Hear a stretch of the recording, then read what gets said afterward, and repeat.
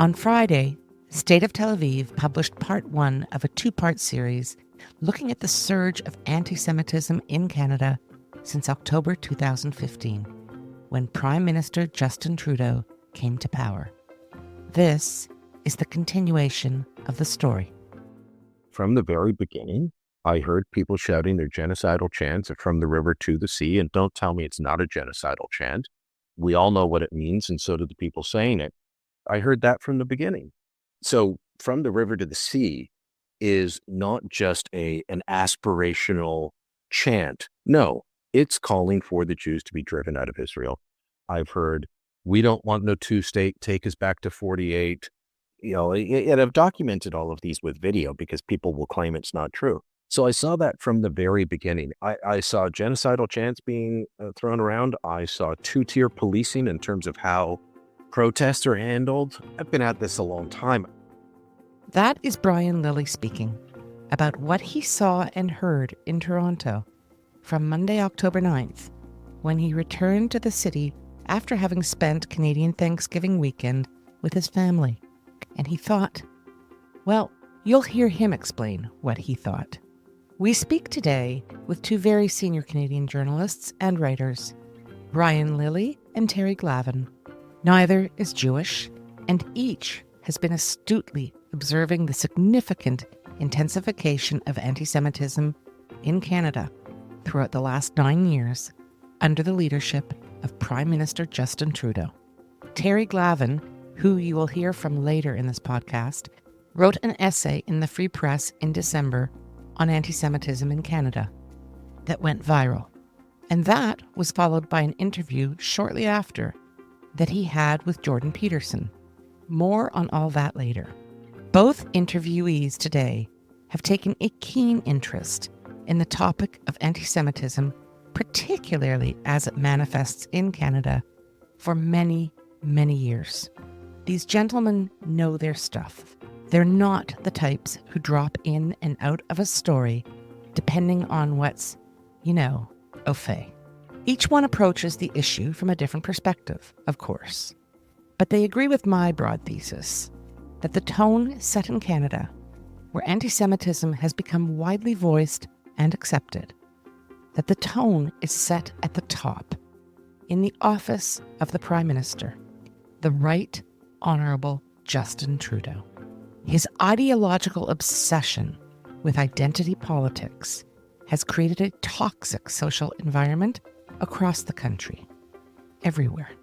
And with that comes virulent anti-Semitism in school boards, in schools, unions, workplaces, media, government, you name it.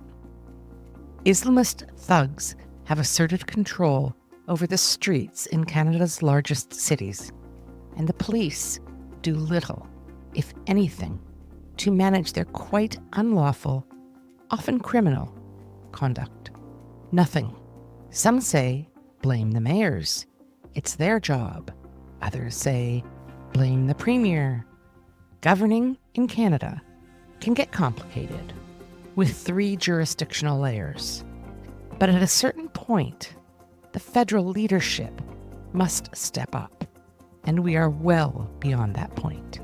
Rather than managing this issue, Justin Trudeau chose to deflect and appointed what he calls chief envoys, one for combating Islamophobia and another for combating anti-Semitism. And the story behind these 2 envoys and what they have done and not done is an important part of this very unfortunate mess that we will touch on. I get into it all with Lilly and Glavin. We talk cops, 2-tier policing, law enforcement generally, and the many social and political factors that have combined to make Canada one of the most robustly anti-Semitic countries in the West today. I'm Vivian Berkovich, former Canadian ambassador to Israel, and now taking off the gloves and telling it like it is, because this is not a dress rehearsal. And the Islamists controlling the streets in Canada's cities, they're not joking around. They mean what they say. Stay with us. When first elected, Justin Trudeau was the man, basking in adulation from all corners: the Canadian electorate, international celebrities, media, you name it.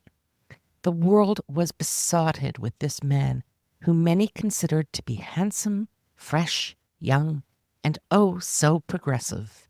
Sadly, what they were not paying attention to was what he was actually saying and doing. I was, as was Brian Lilly. Brian Lilly is one of the best in the news business in Canada and has been covering politics at all levels, federal, provincial, and municipal, for decades. He now resides in Toronto, but has also lived in Montreal, and he understands the very different civic cultures of these two cities that, historically, have embodied and defined power in Canada. Even before it became fashionable to follow antisemitism in Canada, Brian Lilly was paying attention. And since October 7th, he has been among the few voices in the Canadian media to consistently challenge the disturbing way in which governments and law enforcement have managed the surge of Islamist protests and violence, particularly in Montreal and Toronto. The media voices in Canada are overwhelmingly woke, parochial, and quite openly and viciously anti-Israel. They pander to the tone set by Ottawa, with few exceptions. One, of course, being the National Post newspaper, in which I write regularly. Another being the Toronto Sun, where Brian writes and also posts audiovisual interviews. To do what Brian Lilly does is an act of bravery in Justin Trudeau's Canada, sadly. Brian returned from a long cruise in mid-December and spoke with the State of Tel Aviv the following morning, Toronto time. He tells it straight. We both regret and lament what the great country in which we grew up has changed into so dramatically during the Trudeau years. Over to Brian. So it is Friday, December 13th, about 5:20 in Israel, which makes it about 10:20 in Toronto. Good morning to you, Brian Lilly. Good morning or afternoon to you, Vivian. Well, thank you. And I know you just came off a cruise ship and you had a nice break. And I really appreciate you making time to speak with State of Tel Aviv today on this. My pleasure, absolutely. I'm one of these people that vacations badly, so I was still paying attention to the news. And, I don't know if you've been on a cruise ship lately, but they've got all the news channels now. So I was watching MSNBC, I was watching CNBC, I was watching Fox, catching up on all the news. Unfortunately, a lot of stuff bashing Canada and Justin Trudeau. But, hey, I do that myself. We love what we do. So it's just that we get to do it in a more relaxed way. And no, I've never been on a cruise ship. I'm one of those. But as for Justin Trudeau, well, let's just say it's been a lively few weeks. But let's put him and all of his antics aside. I know it's hard, but we're going to do it. Brian, you're familiar to me. I've known you for quite some time. Huge admirer of your work. But my audience may not be familiar with your work. You're a Canadian journalist. Tell the listeners as succinctly as you can your history. So I've been covering politics since middle of 2000. I got hired to go work in Montreal at a talk radio station. Said I don't speak French. They said, that's okay. I've got people that speak French, but they don't know a damn thing about politics. And so I've been covering politics since then, worked in radio in Ottawa locally. I covered Parliament Hill for News Talk 1010 and CJAD 800 out of Montreal for about 5 years. Launched a conservative-leaning television station called Sun News. And for about 15 years now, most of the last 15 years, I've been a columnist for the Toronto Sun.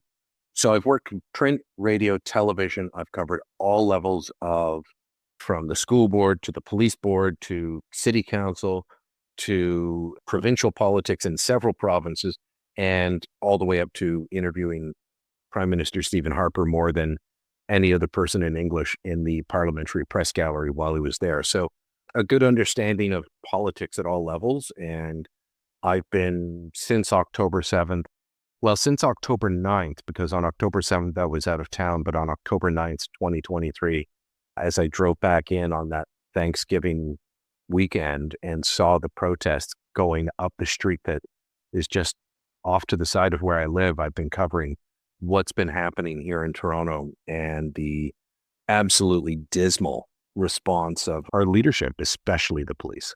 And that's exactly why we're talking today. I, as you know, spend most of my time in Israel, happened to be in Toronto on October 7th, 2023, was horrified then and remain horrified to this day because I watched my world as a longtime Torontonian absolutely explode in the most terrifying, crazy way. But you have been one of the most unflagging, unapologetic, hard line in a good way in terms of holding the authorities to account for what has been going on. So let's start with that. On October 7th, what happened in Toronto? So the first one I saw, as I said, was 2 days later. It was October 9th. I understand there were some small rallies and support. I was out of town visiting my parents for Thanksgiving weekend. I didn't see or hear anything in Hamilton. It doesn't have as large a Jewish community, but there is one. And there is a significant Muslim community, but didn't see anything like what I witnessed in Toronto. 2 days later, I came off the Gardiner Expressway for people that know Toronto, and I'm heading north Bay Street, and I just see this rally starting at Nathan Phillips Square, the central plaza in front of Toronto City Hall. I thought, okay, I should go see what's going on. A lot of Palestinian flags there. And I'd heard from online reports, some of what had been happening elsewhere, Montreal, New York, elsewhere, over the days since the terrorist attacks had happened. And I went down, and from the very beginning, I heard people shouting their genocidal chants from the river to the sea. And don't tell me it's not a genocidal chant. We all know what it means, and so do the people saying it. I heard that from the beginning. And, look, I come from a background where the Irish Troubles were, front and center in my family's life to a certain degree. Even though we were here, you knew about it. I know what every single song in support of the IRA means. And I know what every slogan means. And if you tell me 26 plus 6 equals 1, well, that means nothing to you. But I know exactly what it means. And that's a nationalist slogan in Ireland. So from the river to the sea is not just an aspirational chant. No, it's calling for the Jews to be driven out of Israel. I've heard that since then. I've heard, we don't want no two-state, take us back to 48. And I've documented all of these with video because people will claim it's not true. So I saw that from the very beginning. And that was actually also the rally where we saw an elected official marching along chanting that. And that was Sarah Jama, who was part of the Ontario legislature, a New Democrat, Socialist Party MPP, member of provincial parliament, who was taking part of that. And then she started showing up in the legislature wearing the keffiyeh, and that became an issue. And eventually she was kicked out. But thanks to, reporting by myself and others on what she had been up to. But from that time, I saw genocidal chants being thrown around. I saw two-tier policing in terms of how protests are handled. I've been at this a long time. I've covered G7 protests, some of the Americas protests with, tear gas going through the streets of Quebec City as world leaders are locked inside a building. And I've never seen two-tier policing like this, where this one group, because they are the preferred oppressed group of the day, is allowed to protest without anyone saying, you know what? No, you can't take over the streets every weekend. You know what? You can't just block Front Street in front of Union Station, the biggest, transportation hub in Canada. You can't take over the street just so that you can pray. You can go on the sidewalk and do that. You can go elsewhere. No, you are making a statement by doing this. And police have just been refusing to do anything. We could put part of the blame on Mayor Olivia Chow, and I can tell you some of what I've heard about her and how she won't back the police. But at the end of the day, Police Chief Myron Demke has to either show leadership or get out of the way. And he has refused to show leadership. And unfortunately, he's also refused to get out of the way. So a lot there. And the two-tier policing is, of course, what we want to focus on in this discussion. Chief Myron Demke has been the chief of Toronto Police since October 7th. I expect his term is up soon because I believe they're 2 or 3 year terms. Am I correct in that? They can go longer, but I've been hearing that he's been looking to get out for a while. I just don't believe that anyone in the senior leadership that would replace him would be any better at this point. So Toronto is a very large city, and it's got a very large Jewish community that I think it's fair to say has been besieged. You've really summarized very nicely the sort of general approach to two-tier policing. And my sense of it, too, is that, people say, well, policing is a municipal issue, right? If there's a problem in Toronto, then the mayor has to take control and she has to work with the chief of police. So we'll get to Mayor Olivia Chow in a moment. But I've also seen from day one, Prime Minister Justin Trudeau say repeatedly, these are peaceful protests. You may not like what they're saying, but they're exercising their constitutional rights to freedom of speech and freedom to protest. What he really means is freedom of assembly, as it's articulated in our Charter of Rights and Freedoms, our constitutional freedoms. But he's wrong. These are not peaceful protests. They are violent. There is violent speech, as you mentioned, incitement to hate, incitement to genocide, and more. There's also violence in terms of there has been frequent vandalism, damage caused to Jewish-owned businesses, threatening of patrons of those businesses. We won't even get into the schools and neighborhoods at this point. And there's this insistence that somehow these people are protesting peacefully and exercising constitutional rights. So my sense is when you have that tone from the top, it doesn't exactly facilitate law enforcement going in and taking control, does it?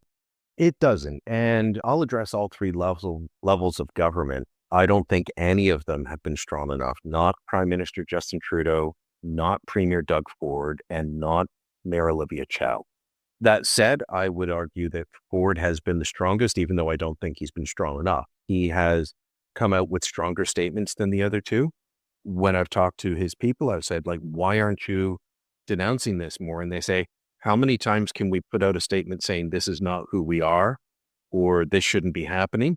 And they, are hoping the police will do their jobs. There was one event at one of the school shootings, the girls' school, that had the bullets put through the window. Right. And then the Premier Ford was there. Yeah. So this is after the first one. And Mayor Chow's there talking about all she's doing for it, like bringing in bulletproof glass. And I actually loved when Ford did this. He jumped up to the microphone and he said, come on, can you believe it? And he wasn't attacking Chow for helping to fund bulletproof glass. But he said, how the hell is this where we're at? And denounced it and called people out. We need more of that. But, don't call these peaceful protests. I am very wary of hate speech laws because I'm a big believer in free speech. And also, I want to know who the lunatics are. I don't want them silenced. I want to know who they are so I can call them out and I can denounce them and I can tell people why so-and-so is wrong. But we have had people openly supporting Hamas since October 7th in our streets. Don't call these pro-Palestinian protests. These are pro-Hamas.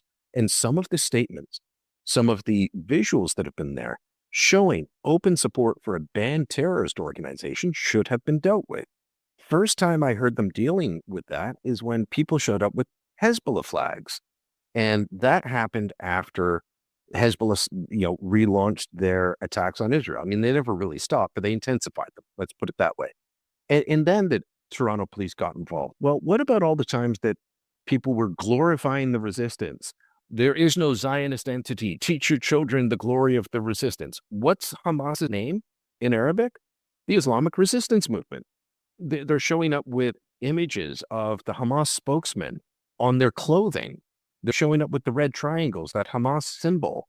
These are incitements to violence. That is against the law. And you can be a free speech absolutist and still say, okay, we have a problem. They've refused to do that. My media colleagues just call these pro-Palestinian. No, they're pro-Hamas, they're pro-terrorist. And as soon as you start seeing people show up with Lebanese flags, this is insulting to so many Lebanese Canadians I know who fled because of groups like Hezbollah and live here to escape people like Hezbollah. When did the Lebanese flag show up? when Hezbollah intensified their attacks on Israel. You are telling me exactly who you are. You are a terrorist supporter. We've got this happening openly. This didn't happen after 9/11. We didn't have people having regular marches in the streets supporting bin Laden. We did not have people regularly marching in the streets supporting Adolf Hitler during the Second World War or the Kaiser in the First World War. It's unreal the ways that we are willing to bend ourselves into pretzels, not to offend people who are supporting and backing horrible terrorist organizations that would slit your throat rather than look at you. And our prime minister looks the other way. Premier Ford does a better job, but still, as I said, not enough. And then Mayor Chow. Our prime minister does more than look away. I think that our prime minister, Justin Trudeau, emboldens them. But And he's got a foreign minister who's fully on Team Hamas, an Totally. international aid minister who is fully on Team Hamas. It's really worrisome. And, Justin Trudeau, lots of people know he may not be in federal politics much longer, but one of the fears and I've heard this from liberals, is that his foreign minister, Melanie Joly, runs and wins by selling memberships based on the issue of Gaza and just takes over the party with people who support Hamas. That could very well happen. Yeah. that will be a subject of a future podcast. I want to just say, even if you are a free speech absolutist, I might be sort of just a little less than absolutist. Of course, our Constitution, the Charter of Rights and Freedoms, does not support absolute free speech. There are always constraints on speech, as we both know. But let's get to Olivia Chow. You were going to talk about Toronto Mayor Olivia Chow and her particular approach to this problem from the beginning. Well, like pretty much everyone we're talking about, Olivia Chow, someone that I've known a long time because I've been at this a long time. And she was a member of parliament in Ottawa when I was there. She's not who I voted for to be mayor, but she's someone that I can get along with, quite affable. Big disappointment on this issue, huge disappointment. And there were complaints put to her about what was happening and about the anti-Semitism being exposed on our streets. She just flat out told people, those crazies in the streets voted for me. You've heard her say this? I have not heard her say that. I have been told by people who have been talking with her that she has said that. So, this brings us back to the police. If the mayor views those crazies as her voters and her supporters, what are you going to do if you're a police officer? The answer should be you're still going to arrest them. Toronto City Council is very left-wing, and the people that the mayor has appointed to the Police Services Board, very left-wing, and they don't support the police. The mayor has talked about wanting to defund the police. She's since moderated her position now that she's mayor, but that's where her and her base are. And so if you're a cop, whether you're frontline or a senior officer, and this is the view of the city council, you're going to tread a careful line. Sad to say, but that's true. People like to say, well, politicians don't direct police. Theoretically, that's true. But I also say that line is a little bullshit spewed by politicians who don't want to acknowledge the fact that, yes, they do influence how police do their jobs. And there have been times when Toronto police officers have been left hanging or just doing their jobs and put through the ringer, threats of losing their jobs or doing the right thing because you've got an activist anti-police faction on council and on the Police Services Board that is in the ascendancy right now. If what I'm describing is true, and I've talked to officers at various levels who say, yes, that's what's happening, well, then Chief Byron Demkew has to grow a pair, show some leadership, and either enforce the law properly, call out those that would threaten his officers for doing their jobs properly, or resign so that somebody else can do that. I've been calling for Demkew to resign since he showed a complete lack of leadership, a complete lack of planning. I believe it was January, sometime in the winter of last year, there was a meeting between Giorgio Meloni and Justin Trudeau. Yeah, that was January 2024 at the Art Gallery of Ontario in Toronto. Yeah. These guys are supposed to meet and have a dinner. And look, I'm no fan of Justin Trudeau, but our prime minister should be able to hold a dinner and a reception. There were people I knew going in there, good, solid people, Italian background, business, politicians, just great salt of the earth people who wanted to go and celebrate ties between the two countries. and they're being stopped from going in. They're being spat on. They're being called baby killers. The police didn't even have barricades up to keep the protesters away from people trying to enter. Elderly people being harassed and abused. Ministers who I don't even have the time of day for being followed down the streets and screamed at and threatened physically. That's wrong. That should not be happening. But that was on Myron Demkiw. Now, that's the first time that I called for him to either resign or be fired. I've done it several times since. I've, challenged him publicly in news conferences. Not a fan of mine, but that's fine. I'm not a fan of his. He's not doing a very good job. If he's worried about not having the political support, call her out. I think the people of Toronto want to see the police do their job. I agree. And instead we, coffee and donuts for people harassing Jews in Jewish neighborhoods, and everyone else gets a different kind of treatment. Okay, so Brian is referring here to yet another situation that transpired in Toronto over a period of time from the fall of 2023 and through the winter of 2024. This happened in the northern end of the city. There is an overpass that connects Avenue Road, another main north-south artery in Toronto, much like Bathurst Street, which you heard about on Friday in part 1 of this podcast series.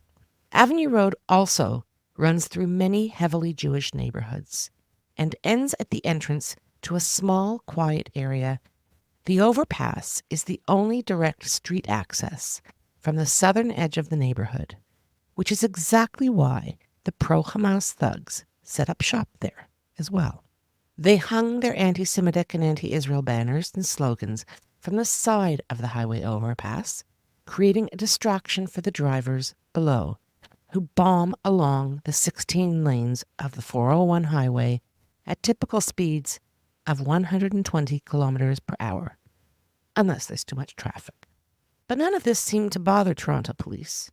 In fact, they went out of their way to ensure that the pro-Hamas crowd was comfortable, even delivering to them, on several occasions, coffee, donuts, and other food ordered from delivery services.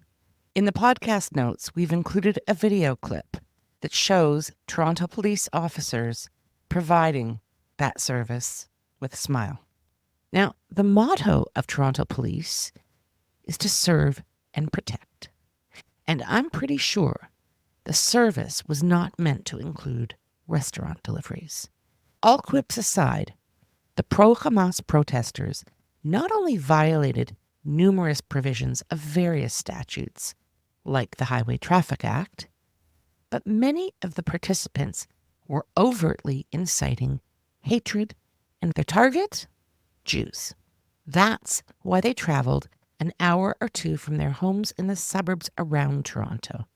I mean, why not demonstrate in their own neighborhoods? Or, better yet, get permits from the city and protest in a designated area. But no rules ever seemed to apply to the Jew-hating crowd, not in Toronto, not in Montreal. They ran, and to this day, they run the show. Now, back to my discussion with Brian, who focuses on the performance of Toronto Mayor Olivia Chow.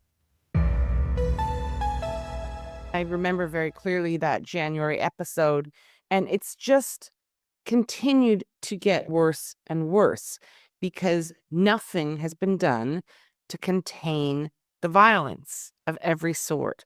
So, on the one hand, you say that you've been told that Mayor Olivia Chow says, well, I'm not going to come down hard on these guys because, they're my voters. Well, you're the mayor and your voters are violent. And they are out in the streets openly inciting hatred and quite literally destroying the fabric, the economic fabric, the social cohesion. So much of what made Toronto such a great city to live in has been destroyed in the last 14 months. So that's what I would say to Olivia. And then if we move on to the chief of police, Myron Demkiw, I totally agree with what you're saying. Either grow a pair, do your job. You took an oath to serve and protect. And the oath is not to be watered down and made completely meaningless because of Olivia Chow's voter base or whatever else motivates her to not want the police to clamp down. You have a serious duty to serve and protect, and you aren't doing it. For the last 14 months, I've been saying, if he would just, as you say, take a stand, resign, and say, I'm resigning because I can't serve and protect. I can't do my job. This is too important. And then it would draw a lot of the right kind of attention. So, from here, we get into the Montreal riots of November 22nd, 2024, which were discussed at length in part 1 of this podcast series. And we move from there to the arrest of Ezra Levant by Toronto police 2 days later, which is also covered in detail in part 1.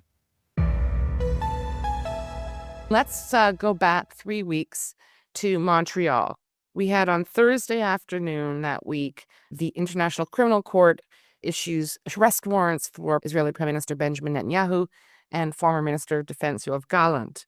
And I said to my kids that day, Canada's going to blow up. And I'm sorry that I was a little prescient, because on Friday night we saw horrific riots in Montreal, violence of every sort.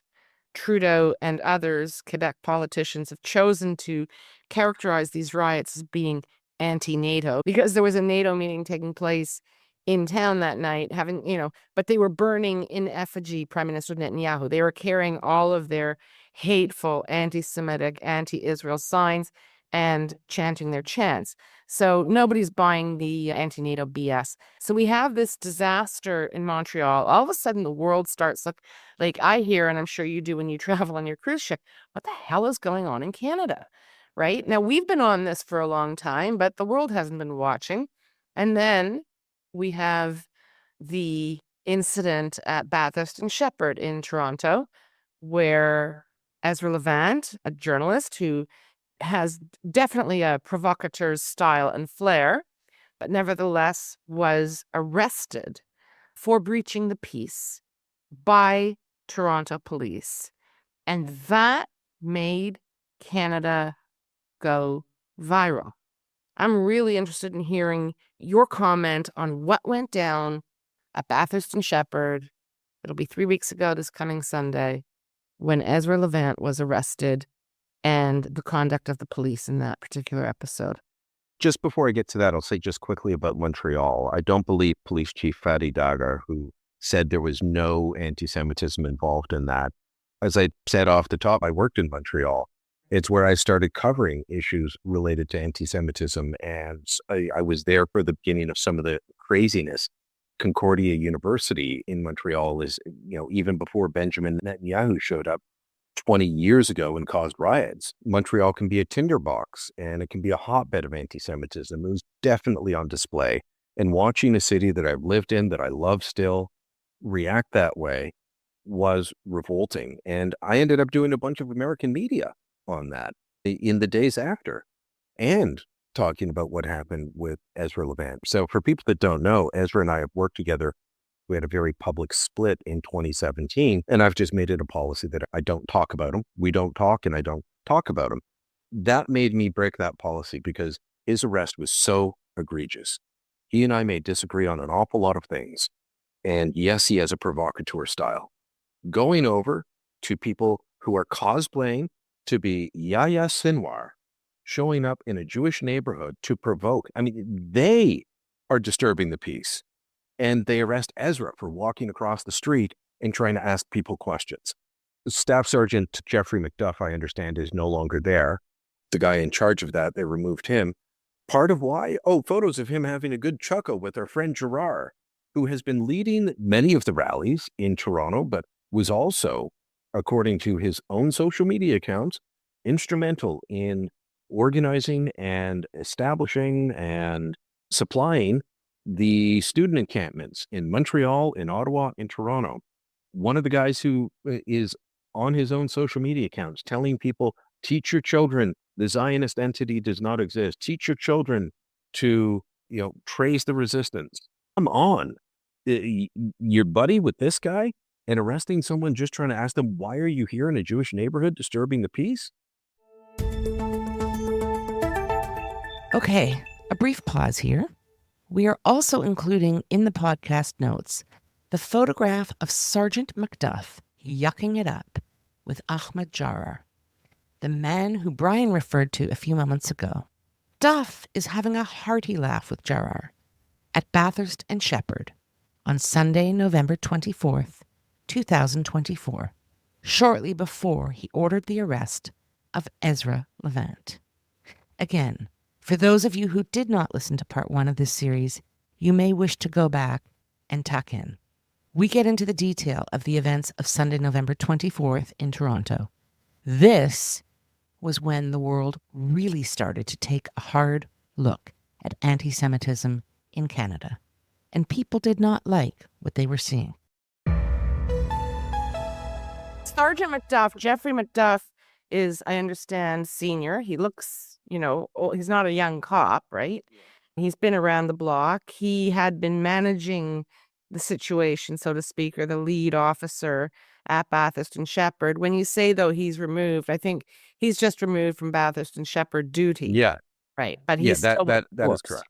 Yeah, he was removed from Bathurst and Shepherd duty. Look, that rally at Bathurst and Shepherd is heart of a Jewish neighborhood. It had been going on every Sunday since October 2023. And it was only a few weeks ago, maybe 2 months ago, that the Hamasniks started showing up and causing problems. And police have decided that they would rather protect the Hamasniks than the Jewish neighborhood. Give me a break. I had someone prominent in the Jewish community approach me a little while ago and tell me, look, you're being too hard on Chief Demke. He's actually there for us. You should sit down and talk with him. Well, it turns out I was at an event that Chief Demke was at, and I suggested that we meet, and he told me, you'll understand that I'm hesitant because of all the things I've written and said about him. Right. But I said, well, we should. I'm no longer interested in that because, the complete two-tier system is revolting. The lack of leadership is revolting. And the fact that they had not been able to course correct, despite all the criticism, tells me that there's no interest in course correcting and applying the law equally. The image that stands out before our courts in Western nations is Lady Justice, blindfolded with the scales out in front. Well, that's how it should be applied by police as well. Without fear, without favor. Unfortunately, policing is being done with plenty of fear and plenty of favor. And there's no blindness in the application of justice in our current system. So, you want to talk about undermining faith in the justice system, in the police system. This is what's happening. And this is how it's going about. Toronto police, they are allowing this to fester in the streets. And it's very disturbing. Disturbing to me. And I'm not a Jew. What if I was? Imagine how much I'd be disturbed. I'm out for a walk. I live downtown Toronto. I was walking past Spadina and Bloor, and there's a well-established Jewish community center there with a Jewish day school in the middle of it. One of the ones that has been threatened, has been attacked. And a cop just stopped me. This is about a month ago. He said, oh, I really like your articles. And I said, what are you doing out here? He said, I'm on paid duty here all the time. They have to have a police officer outside the school because of all the threats. That's the city we're living in now, because they allow this garbage to fester. Yep.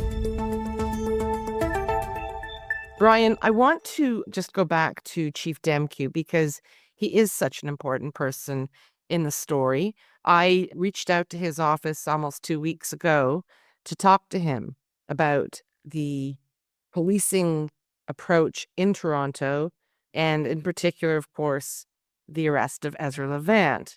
And what transpired was not a surprise to me. The correspondence took way too long to be answered in the first instance. Then there was a bit of back and forth. My request to interview the chief was, quote, politely declined. And I wasn't really given a reason. So when I pushed, I received a response acknowledging that this must be so deeply emotional for me and personal, and they understand that, but I really have to step back and understand, are you ready? The context. The The context. context and the competing interests. And I'm going to go crazy here and just say that they were not paying attention when those 3 Ivy League university presidents went to testify before a The congressional committee. context. The context. The full quote is really delicious, and I am going to reproduce it in full. I apparently am not appreciating the context and the rights. And furthermore, and this is the last sort of issue that I really want to dig into with you, is I was told by this corporate spokesperson That since October 7, 2023, there have been hundreds of hate-related charges brought against various individuals with respect to events in Toronto. Now, I think it's important to point out that this whole thing about there having been charges laid only started to be talked about after the blowback with respect to the arrest of Ezra. People went kind of crazy, and all of a sudden, Toronto police are saying, hey, wait, it's not like we don't do anything. I've only seen a few that have been made public, and I just looked up when I quizzed Denku about his handling of this, and it was October 2nd, 2024, because they came out and they held a big news conference ahead of the October 7th anniversary to assure the Jewish community that they were on top of things. Nobody in the community thinks you are. And at that point, that was the first time I heard them talk about the number of arrests. And I think 72 people had been arrested at that point. So, but when you're talking about charges, in some cases, the same people being charged over and over again, or they're facing 8 charges for one incident. They have not been thorough in this. So, of course, I approached the office of Toronto Police Chief Myron Demkew to request that he speak with me for this podcast, and I was not surprised in the least when his office responded thusly.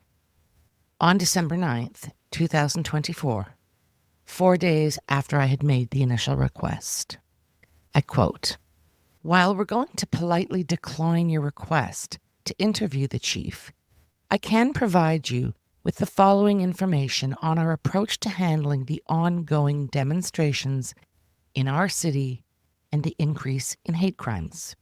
Over the last 14 months, much of our proactive work and focus has been on managing the aftermath of October 7th and its direct impacts on our city, including the hundreds of demonstrations, dozens of arrests, and thousands of police engagements," the note continues.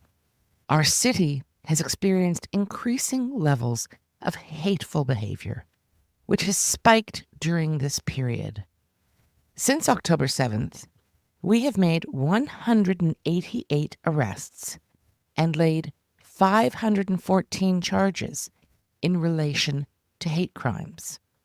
As you know, hate crime investigations are complex, and consideration must be given to context.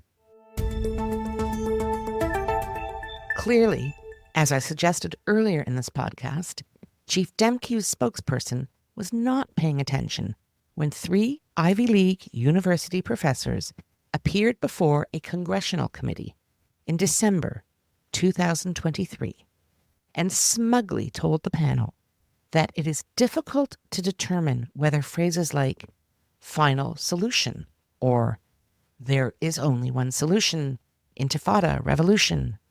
It was difficult to discern whether such statements, which clearly call for the destruction of the state of Israel and the killing of Jews, whether they were anti-Semitic.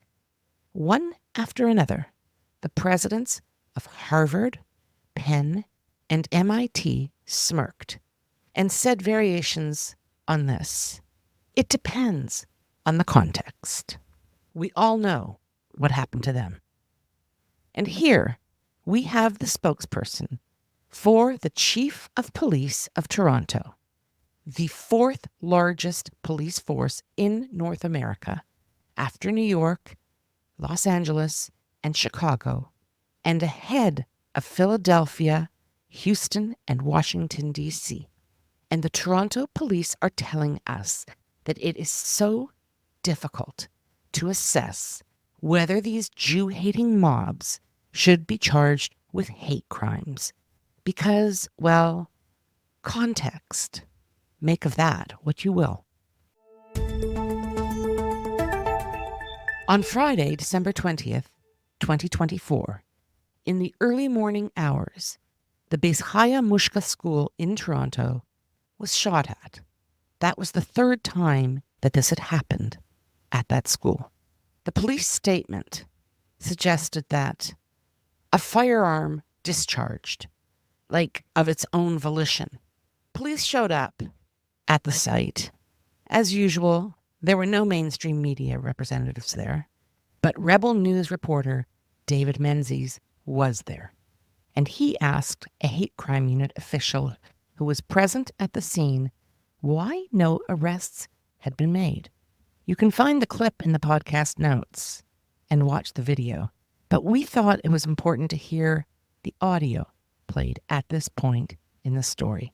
Listen to the exchange between David Menzies and a senior officer of the Metropolitan Toronto Police Hate Crime Unit. So why aren't the Toronto police arresting people for chanting genocide in the streets, which has been going on for 14 months, sir? You know what? You have to speak to the officers that are dealing with those protests. We do have somebody from the hate crime unit here, but Can you speak to that?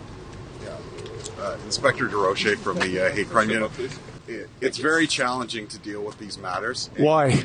Because every case has to be weighed on its own merits, and the words, although very often are extremely offensive and difficult to hear, they don't always constitute a crime, and they require a lot of time and investigation into it, consultation with the experts in the Ministry of the Attorney General, and we make those decisions on a case-by-case basis. Sir, we've seen under Section 176 and 319 of the Criminal Code of Canada, these are being violated, and you don't arrest the agitators, you go after peaceful counter-demonstrators. Why is that political mindset in play? We make arrests when appropriate and when legally justified. That's all I can say about that. When I hear that, as well-meaning as the police officer may be, I hear a lot of nothing. I hear a lot of dodging accountability. I hear a police officer who is looking for reasons not to make arrests in quite clear contexts, to borrow a phrase from the spokesperson for the Chief of Police of Toronto. Now, back to Brian Lilly, who brings up an incident that dates back a few years, which only reinforces the comments he's making about Prime Minister Trudeau and Toronto police. I just remember back to the reaction. Well, I'll leave Demke for a second and go back to Trudeau. You might recall a few years ago, there was a story that said a young Muslim girl had her hijab ripped off of her. And every newscast was leading with this. And Justin Trudeau quickly found a microphone and a bunch of cameras to make a statement about how horrible it was. It never happened. And let me also add, I want to jump in there because, first of all, it wasn't ripped off. As I recall, she was on the Toronto subway. Someone had sort of tugged at it and touched her. This was alleged to have taken place midday-ish on that day. And by the evening news time, by 6 p.m., Prime Minister Justin Trudeau was all over this. It was a hoax. The girl had taken off her own hijab, I believe, is what the story was. There was no attack on her, but he was quick to be out there. And every official was quick to be out there. And you and I know very little about it. Why? Because they're not making it public.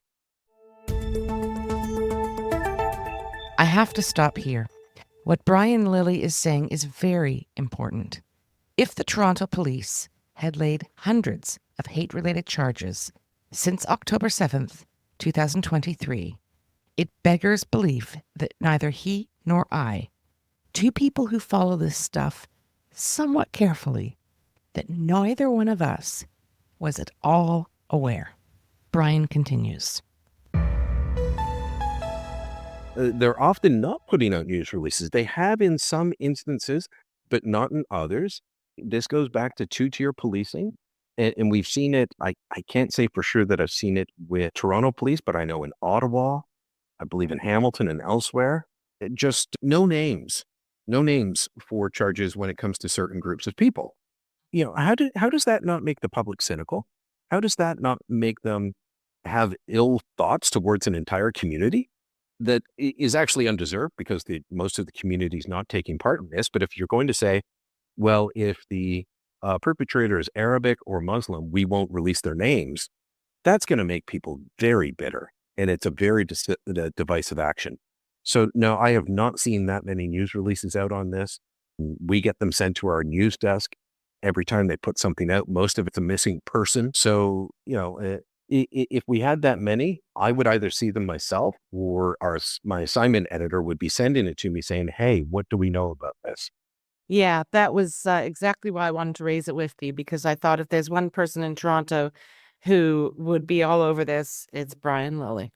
Brian, thank you so much for sharing your time so generously and your really tremendous storehouse of knowledge of both practice and reality. And let's hope that we can keep up the good fight, keep shining the light, and see some change in Toronto and in Canada. Well, we have to soon. Let's hope.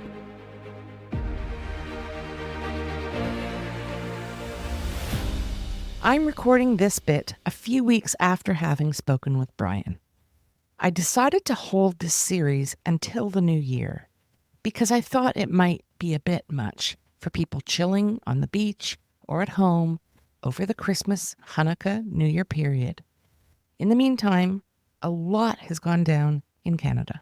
Aside from big and ugly pro-Hamas anti-Semitic demonstrations in Montreal, Toronto, Ottawa, and elsewhere in the country, much of it targeting a bookstore chain, in fact, sort of the Barnes & Noble of Canada, which is owned by a prominent Jewish businesswoman.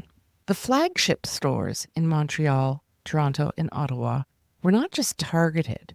At least one was forced to shut down because of the threats and intimidation in a freaking bookstore. In Toronto, on New Year's Eve, the peaceful protesters were out in force to disrupt and ruin an annual celebration at Toronto's waterfront, a family favorite. And they were there to do so with their hateful yelling, their signs, their marches. Honestly, it just doesn't stop. Have a look at all the material we include in the podcast notes. There are 2 videos taken from outside the U.S. Consulate building on University Avenue in downtown Toronto. One is from months ago, a pro-Hamas protester bragging to a journalist that Muslims will eventually impose Sharia law in Canada. Another is more recent, from some point in the last few days, also outside the U.S. Consulate.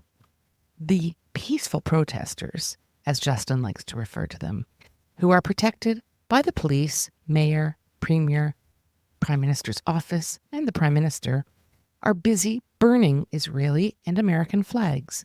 No one is arresting them for breach of the peace. Again, Justin Trudeau's Canada. And then there has been the drama swirling around the man himself, Justin Trudeau. In short, his caucus is finally revolting against his morally bankrupt and autocratic leadership. It's a long story that has been heating up for the last month or 2, but reached a full boil just before Christmas. Actually, I don't really think his caucus cares about his moral deficit.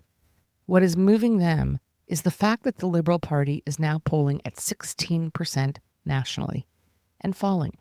It's a 5-alarm fire. The Conservatives are on track for a super majority. So the Liberal caucus just wants Justin out. Word is that he may resign as soon as Monday morning. Friday, December 13, 2024, was a busy day for me. One Zoom interview after another. But it was important to burn the midnight oil and fit in a chat with Terry Glavin, way over on Vancouver Island, which is 10 hours behind Israel. The 6,000 plus word opus that he had written on anti-Semitism in Canada was published in the Free Press the day before. Of course, I read it with interest and thought it important to speak with my friend Terry, who had been immersed, unbeknownst to me, in the same surreal universe in recent weeks. From his home, tucked away on Vancouver Island, Terry and I got into things. Of course, there was nowhere near enough time, especially because we burned through 35 minutes first discussing the dramatic developments that had just occurred in Syria, a country in which he has deep roots and has invested so much time and effort professionally. It took some effort to get us and keep us focused on Canada. Shortly after Glavin's piece in the Free Press came out, Canadian icon and celebrity public intellectual, a Douglas Murray type, but with a very Canadian accent and pedigree, Jordan Peterson, popped up to the island to interview Terry Glavin about anti-Semitism in Canada and the toxic woke culture that now permeates Canadian institutions and society that has been shoved down our throats by Justin Trudeau and his supporters. More on that later. By the way, if you have not watched or listened to it yet, Jordan Peterson also did an interview with Pierre Poilievre, the leader of the opposition in Canada's federal parliament, and also the man who will almost surely be Canada's next Prime Minister. That interview came out on Friday and has already garnered more than 30 million views and listens as of Saturday midday Eastern Time, which is when I'm recording this. I've included the link to this interview in the notes. Well worth watching. Also, I wanted to quickly mention a note that I received from a friend in Toronto in response to part 1 of this podcast series. He sent me an article that was published in Ottawa Life magazine at the end of December, written by a non-Jewish Canadian man of Dutch descent, who wrote a very powerful piece on how he sees anti-Semitism, regrettably, as being deeply rooted in Canada. Well worth the read, and you'll find the link in the notes.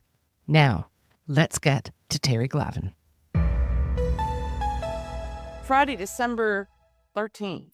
It's 10:30 in the evening in Israel, where I am, which makes it 12:30 in the afternoon somewhere on Vancouver Island, where you, Terry Glavin, are talking to me. I know. Isn't it amazing? Yeah. How are you? It's great talking to you. It's great seeing you. Wonderful. I'll just let everybody know who's listening that Terry and I have just had a rowdy discussion about Syria and all kinds of crazy things that are going on in the neighborhood. But we're not going to subject you to that. We're going to stay focused on Canada. So, on to greater things. Terry and I are both, I think it's fair to say, huge Canadian patriots. And we've also both long been speaking about and writing about rather disturbing trends in Canadian society. And at times that includes anti-Semitism. My perspective, and I hate to use this expression, but my lived experience also is that it's quite institutionally entrenched and long has been. And you would agree with that. And particularly in places like Ottawa, which is where our federal government sits. But I think also in the general society, it's there. It's a European country. That's okay. But since October 7th, something has really changed dramatically. How do you see it, and what set that off?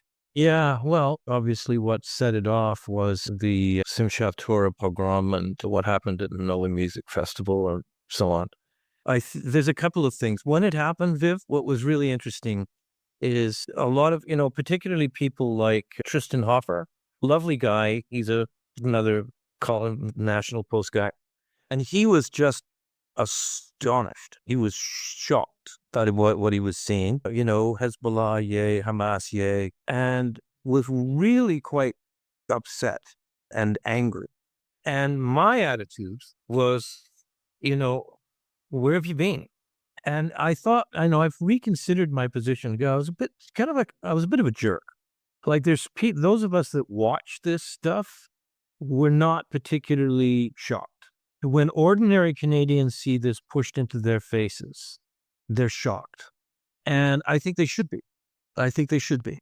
In my case, I've been following this story from a number of angles for a number of different reasons for a long time now, like 25 years, that I've been really quite acutely aware.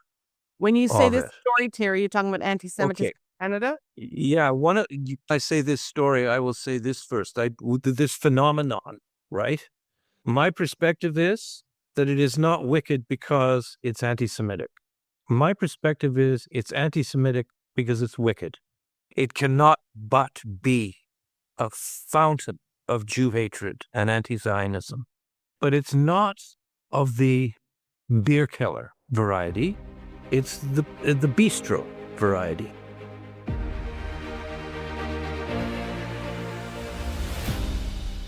We continue our chat with Terry now, who explains the quite deep roots of European anti-Semitism in Canada, which are similar in nature to the bougie, autocratic, socialist leanings of Justin Trudeau and the various Rasputin-like figures around him. And we then add to that what appear to be the strong Islamist sympathies that permeate his government. And well, what you get is Canada Today. We cover the shortcomings of law enforcement, particularly in light of the overt and constant incitement to hatred and violence in Canada since October 7th. And we have a lively discussion about how co-opted are major government institutions in this turmoil in Canada, right to the top. Terry Glavin and I are equal opportunity skewerers. We hold them all to account. Buckle up. This is also the point at which the podcast content is available to paying subscribers of State of Tel Aviv only. I really do hate having to do this, but it works. If you have listened this far, 50 minutes today, more or less, and I'm betting that you've tuned into our podcasts more than a few times in the past, then that means that we are delivering real value. You find our content meaningful, because otherwise you would not waste your time, your most precious commodity, listening. We are independent and work hard to deliver. It is crucial for people like you to support us financially so that we can continue to do our work. So what do you say? Please consider making this the day that you support us with a regular paid subscription, or join the growing number of longtime listeners who are supporting us at the founding member level. Thanks to all for listening to this point. I continue my chat with the great Glavin now, a man you do want to hear, not just because he knows a lot about Canada. He has a very expansive worldview, which is matched by his depth and breadth of experience. We love hearing from you, so please comment on our website, stateoftelaviv.com, or send us a note to hello@stateoftelaviv.com.